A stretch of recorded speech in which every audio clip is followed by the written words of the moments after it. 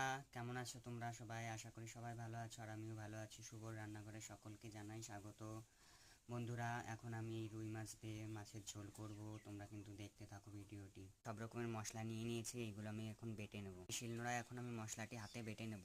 বন্ধুরা, ভিডিওটি অনেক বড় হতে পারে, তোমরা কিন্তু ভিডিওটি প্রথম থেকে শেষ পর্যন্ত দেখবে। আশা করি সকলেরই ভালো লাগবে বন্ধুরা। আর প্লিজ আমার এই চ্যানেলে যারা যারা নতুন এই ভিডিওটি দেখছো তারা কিন্তু অবশ্যই চ্যানেলটি সাবস্ক্রাইব করে দিও বন্ধুরা। হয়ে গেছে, আদা রসুনটাও বেটে নিচ্ছ। দেখো আমার আদা রসুন বাটা হয়ে গেছে বন্ধুরা। এত কষ্ট করে যে আমি ভিডিওটি করছি শুধুমাত্র তোমাদের জন্য, তাই তোমরা চ্যানেলটি একটু না টেনে পুরো ভিডিওটা দেখো আর চ্যানেলটি অবশ্যই সাবস্ক্রাইব করে দিও বন্ধুরা। আর কেমন হয়েছে ভিডিওটা তোমরা কিন্তু কমেন্ট করো। বন্ধুরা, এবার আমি আলুটা ভেজে নেব। আলুটা ভাজা হয়ে গেলে ওর মধ্যে আমি পেঁয়াজ কুচিটাও দিয়ে দেবো বন্ধুরা। দেখো, পেঁয়াজ কুচি ভাজা হয়ে গেলে এর মধ্যে দিয়ে দেবো আদা রসুন বাটা, লঙ্কা বাটা।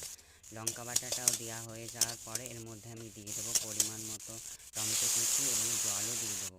জল দেওয়া হয়ে গেলে এর মধ্যে জিরের গুঁড়ো, লবণ, হলুদ গুঁড়ো দিয়ে এবার আমি নাড়তে থাকবো। নাড়া হয়ে গেলে এর মধ্যে ঢাকা দিয়ে দেবো বন্ধুরা। দেখো, ঢাকনা উঠিয়ে আমি মাছ দিয়ে দিয়েছি এবং পরিমাণ মতন, এবং বন্ধুরা লাস্টে ঘি এবং স্বাদের জন্য মশলা দিয়ে মাছের ঝোল তৈরি।